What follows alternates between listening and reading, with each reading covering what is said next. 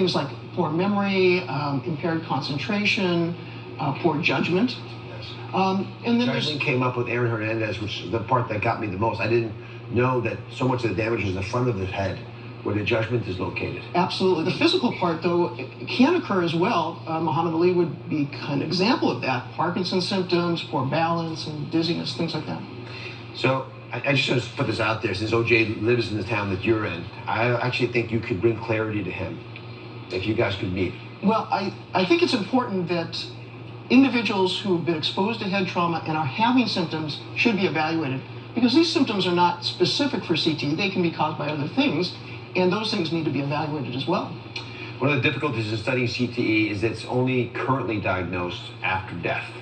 But once that autopsy is performed, there's a pretty clear sign, visual sign. So if you join me, we're going to show you what those visual signs are. And we're going to show you images of CTE in the earliest stage, stage 1, stage 2, and then stage 3, which is actually the level that Aaron Hernandez was diagnosed to be. So please walk us through these as an expert. Absolutely. So what we're looking at are slices of the front of the brain, and they're stained with a dye that can actually pick up a protein called tau, and that's characteristic of CTE. And on these pictures, they're depicted as brown areas. Okay. Now, in younger people, you really shouldn't see any of these brown areas. These are cuts through our head like this. So take the brain and slice it, so each is a slice from the front to the back of our head. Exactly. Now, in these mild stages, you can just see very isolated areas of this brown or this tau.